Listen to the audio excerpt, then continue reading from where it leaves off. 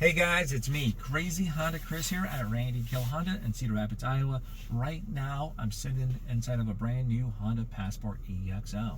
I'm going to show you guys how to customize all of your vehicle settings before you guys drive off the lot, so everything's set the way you want. That way, you're set for success. Now, also, I do have a walk-around video out there that's going to show you guys all the cool standard features and functions for this particular trim level. Then I also have a tips and trick video out there. It's going to show you some cool things that sometimes us salespeople forget to share with you.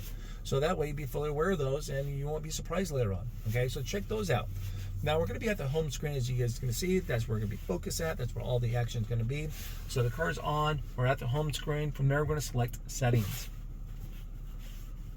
Now from settings, we're going to select the vehicle. You can only access this when the car is in park. So if you guys are planning to play around with this when the car is in motion, you cannot. The vehicle has to be in park. Now from here, we're going to go to the top, driver's position setup. Then we're going to start working our way down. So the first one is your seat position, movement. As you guys can see, it gives you a nice little summary. So that's kind of nice. So this is every time you shut off the car, open up the driver's side door, your driver's side seat moves back a little. Makes it a little easier to get out.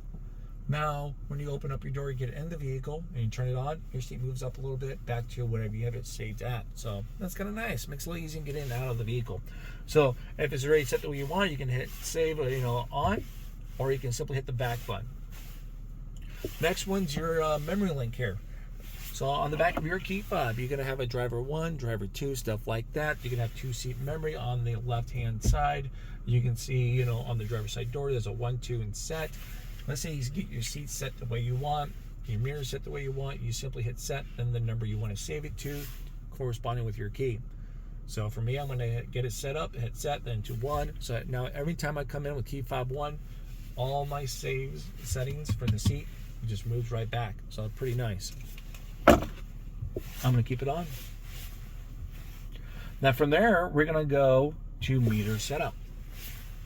Outside temperature display, you can fine tune this bad boy on your driver's interface screen. You see on the bottom left-hand corner, is going to be your temperature gauge for outside. You can fine tune this if you want to. I'm going to keep it on the default, so once you're going to hit cancel or you're going to hit back. Next one's going to be trip A and trip B. You can have it automatically reset by itself if you wanted to.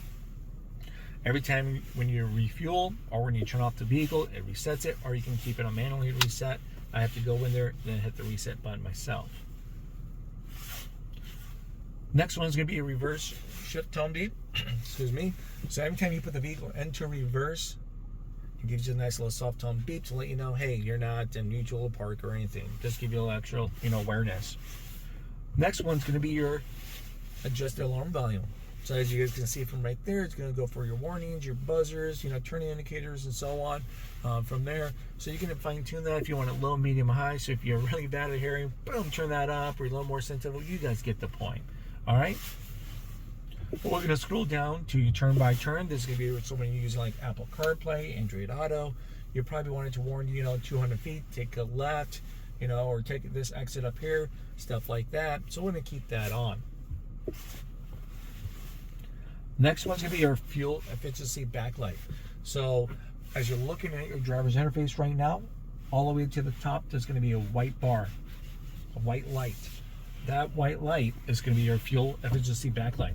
So when you're driving down the road and you're being fuel efficient, it goes from white to green. It's a visual coach. It's telling you good job. And when you're not, like for example, when you're idling or accelerating pretty quick, it goes from green to white to let you know you're not being fuel efficient. So this is just a visual coach. We'll keep it on.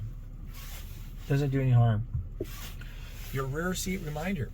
So let's say right now I've got a kiddo that jumped in the back, or maybe my kids threw something in the in the back seat and they walked away. So Dad, make sure you take this somewhere. Every time I shut off the car after someone can open up the back door, it's going to tell me on the driver's interface to, double check the rear seat. So I'm not leaving behind any precious cargo or family and friends. So I have that reminder there. My kids would never let me forget them because they're always yelling at me when I'm driving. Now, next one is a power tailgate setup. So this is your keyless open. This is simply when you have the key fob with you, right? And you want to open up the power tailgate. You want to be able to do it anytime, or do you want to do it just when the car's unlocked? Well, I'm going to have the key fob anyways with me. I'm going to be the one who's going to be playing around with it. So Anytime works out. Next one's gonna be a power tailgate. Do you want to keep it as a powered tailgate, or do you want to turn off the powered tailgate and keep it as a manual only? I'm going to keep it as a powered.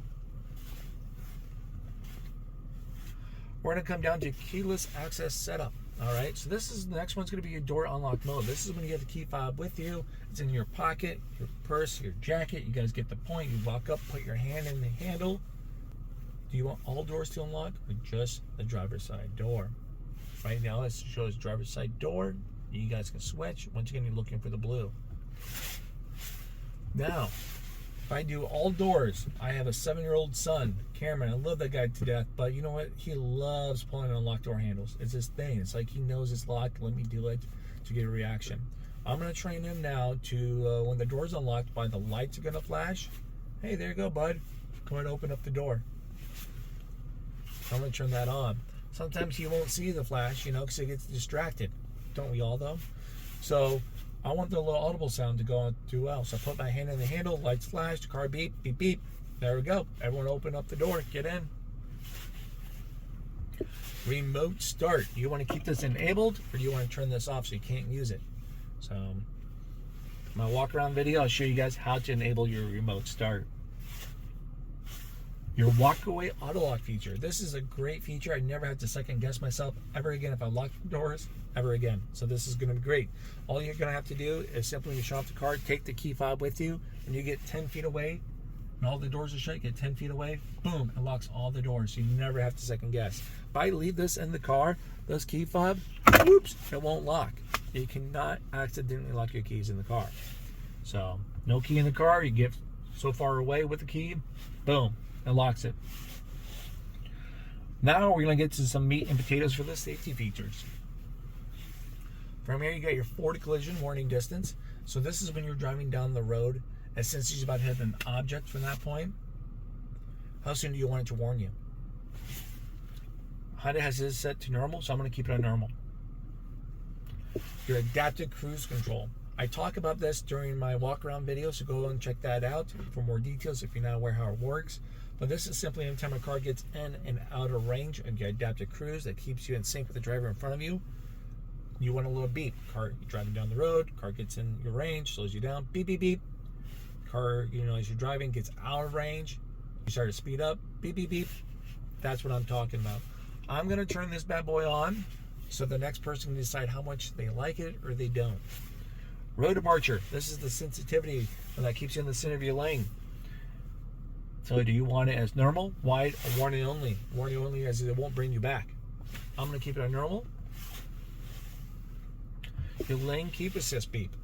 So this is when you're using your lane keep assist as you go out your lane a little bit before it brings you back. You want it to beep at you. So here we are driving down the road, going out your lane, beep, beep, beep, beep. Then as it brings you back.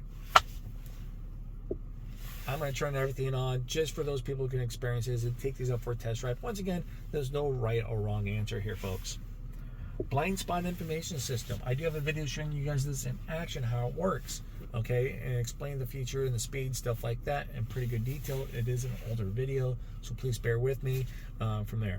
Now, a lot of times people keep on this one, so when the car is in your side, off to the side in the blind spot, that little square lights up. The only time it beeps at you is when you have your turning indicator while someone's in your blind spot. All right, so we're going to save that. And there we are. We're going to back out. So that's your safety features. We have your door set up now. Door, auto door lock. You just got in the car. You're about to drive away. Where do you want your doors to lock? With speed, or when you shift from park, or have it off and just decide whenever you hit the button? I'm just going to keep it with speed. Next one too, when you want your doors to automatically unlock. So we're just right here at the dealership. We're going to bug Crazy Honda Chris. Do you want your doors to all unlock when you shift to park, or when you shut off the car, or have it off? Or my favorite one is, from our family, is all doors when driver's side door opens. This is a great option because my wife, when she takes out her CRV, most of the time it's just her and the kids, or just her alone. So if she goes somewhere new, it's not a well-lit area, the car could be in park, the car can be shut off, she's looking at her surroundings until she opens up the door. The kids can't jump out until that door opens. But if we're together, I still can open up my door over there and it'll automatically unlock the doors too as well. So once again, There's no right or wrong answer. I can see people doing shift to park because, you know, they got a whole bunch of kids and stuff with them. All right, get the heck out of here. You know, and there we go. Now we're going to have key and remote from here. So this is when you have the key fob with you. So this is when you hit unlock once. You want only the driver's side door to unlock or all doors. Now, if you hit it twice, boom, boom, automatically all doors unlock. So with that being said, a lot of times people keep it on driver's side door. But once, if you double tap it, all doors unlock. Now, assuming when you guys lock the car up, you probably want it to flash and, you know, beep at you. So we'll keep that on. Your security relock timer. So let's say if you hit unlock and the key, you know, sorry. Let's say if you hit unlock, right? And then someone doesn't open up the door in X amount of time, as you can see here, automatically relocks the doors for you. So let's say if I switch it to 60 seconds, I tell my oldest, Zoe, get out there and grab this for me quick. If she doesn't open up the door in 90 seconds, the door is automatically relocked. Next one is going to be light setup. Interior light dimming time. So this is when you turn off the car, you shut the door. How soon do you want your interior lights to turn off? A lot of this stuff, people are going to keep it at default. The big thing I can see what people are going to be doing is this one right here, your headlight timer. How soon do you want that to turn off? So, for example, if you get home late or work, you know, you work at, you know, late, and you get in there, and it's not a well-lit area, you probably need a little more light action to see what's going on in the world. This would be a good thing, probably to increase if you wanted to. Okay. All right, so here we go. As you can see right here for your auto interior light sensitivity. I'm just keeping it on medium. Changes the brightness of all that stuff that's going to be in here. When your headlights are set to auto. So pretty much between your day and night time, if your headlights and stuff come on, or your lights are like that, since it needs to come on so you can see better, automatically does it. So when I have my headlights onto auto, so as you're looking at your light stick over there, and it's going to show off auto, and then it has a couple other options. Every time you turn on your wipers and your headlights are set to auto, your headlights will automatically come on. So that'd be great for your, like, your daytime rains and stuff like that.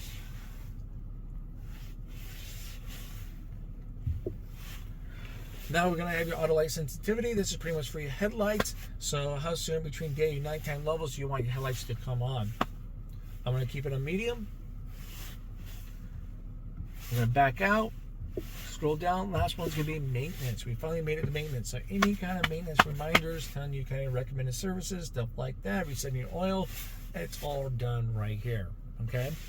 So there we go. A quick about 13-minute video. Kind of help you guys give you a crash course of what some of these settings are. Hopefully answers a lot of you guys' questions.